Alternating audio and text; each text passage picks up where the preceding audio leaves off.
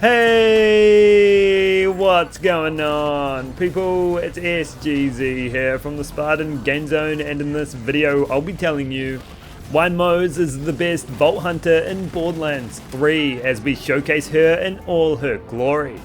We've already covered Zane and we'll do the others too, but today is Moze's time to shine, and no, not the guy who parted the sea. If you enjoyed the video, feel free to drop a like, subscribe if you don't want to miss the next one, and don't forget to let me know in the comments why Moze is such a great Vault Hunter to play as, and let's crack into it. There are a lot of things that Moze has under her belt that makes her an absolute blast, and a literal one too, and we'll be going over key areas that make her so much fun to play as in today's video. The Moze knows the one thing that makes everything better, and she must have really taken Mr. Talk's memoir to heart because it's written all over her, and that's explosion noise. Yes, Moze brings the boom like Scott Voss, gifting every weapon in the Borderlands the ability to deal splash damage through skills such as Short Fuse. It's not just that splash damage weapons can be boosted by their own passive traits on top of weapon damage, but Moze adds the sploosh to every splash or splish. Skills like Torque Cross Promotion give a chance for each and every explosion to double in size, and it's almost too much. Your ears will ring from the absolute devastation she can cause, as enemies seemingly spontaneously combust right before your very eyes. It's not like these explosions are vanilla flavor either, they're spicy. I'm talking Mr. Torg's world famous 87 bazillion Scoville hot sauce spicy. Skills like Fire and the Skag Den add a monster amount of incendiary damage to all the splash damage you deal, and you also have Big Surplus, which scales immensely with Mayhem levels too. Add Cloud of Lead, Stoke the Embers, and experimental munitions to the mix, and your weapons will be a walking spit roast. I'm not kidding. Moze dominates against Flash thanks to her natural abilities, and being adept in the splash will see you literally blowing up crowds of enemies. Talk about crowd control, Moze has that in spades, or should I say bazookas, and it seriously never grows old. It helps when you have a class mod like the Minesweeper to add to the mix, which enables every gun to drop micro grenades on critical hits. While equipped, it grants your critical hits a 25% chance to drop a micro grenade at the feet of your target, which explode after a short time. Those micro grenades scale off the damage that summoned them, match its element, and interact with all of her splash damage and grenade focused skills. With high fire rate or high projectile count weapons, or both, you can stack up those micro grenades incredibly fast, allowing you to absolutely tear through health bars. Even weapons like the Torrent, which don't deal any splash damage themselves, can be turned into incredible forces of nature, all thanks to this class mod and Moze's affinity to cause chaos. This is just one great class mod Moze has at her fingertips, and there's plenty more. We'll get to the mud wetter soon. As powerful as she is, she's also incredibly tanky, and I'm not talking about her mech, which we'll cover later. Moze has plenty of skills that buff her shields. Vladoff Ingenuity and Phalanx Doctrine are just two that focus on buffing that shield capacity, and there's plenty more that makes that blue bar stronger. Having loads of shields is particularly useful when using an Infernal Wish, which is my go-to shield for Moze. It adds a projectile to each shot you fire as long as it has some charge in it, but it does its best to drain your shields by igniting you constantly. On Moze, however, that's not a problem, as you'll maintain some shield capacity, allowing you to reap the rewards it offers. If simply having a lot of shields is impressive, then hold on to your beanbag, because Moze can flip the script and have shields behave like health. Her Bloodletter class mod is incredibly unique and will cause anything that normally regens health to instead regen shields, and buffs your shield at the same time. Combine it with Vampire and you'll regen shields simply by throwing grenades, and with such an enormous level of protection you'll struggle to ever die.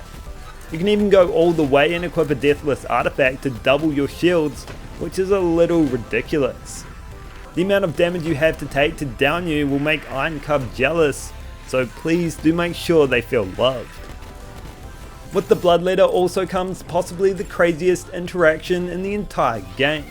The Frozen Snowshoe is a unique shield that causes any slide damage to trigger a Nova that tops up your health, but with the Bloodletter, that'll top up your shields instead.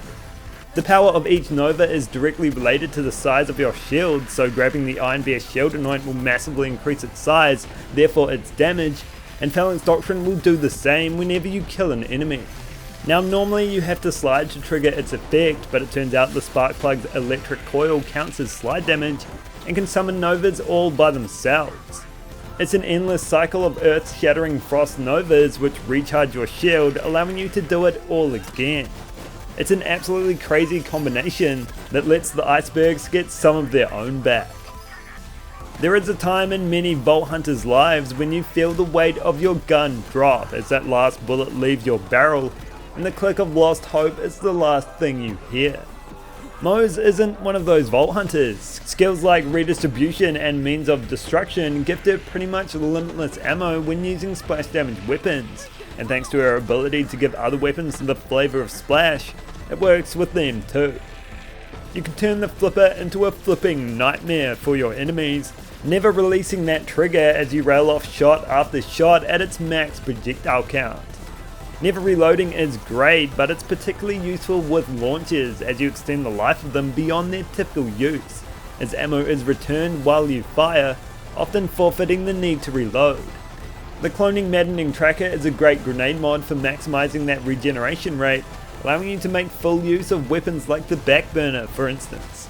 When another Vault Hunter would have stowed it away in their back pocket, Moze can continue to use it indefinitely.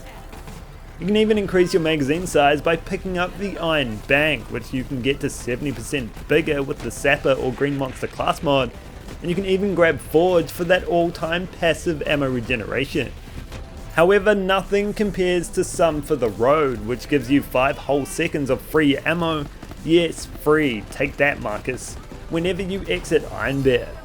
Combine that with something like the Red Line and you'll stack an unbelievable amount of Gyrojets on your target for a huge sticky stack bonus that'll clear the health bar of pretty much anything in the game. It's a little bit busted, but busted in a good way.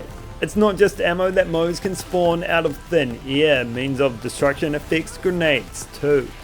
Grenades normally have their time and place, but for Moze that's here and now, all year round. Except maybe Valentine's Day, I hear Iron Cup has that booked in for a picnic. She's the perfect one to synergize with the grenades too, as the majority of them deal splash damage, which is right where she wants them to be, taking them to new heights and allowing them to shine. Speaking of shining, Moze is home to a glorious hunk of metal, which is the most broken action skill in the entire game. Titanium Panda. Oh sorry, that's from the Borderlands 4 leaks, I meant Iron Bear.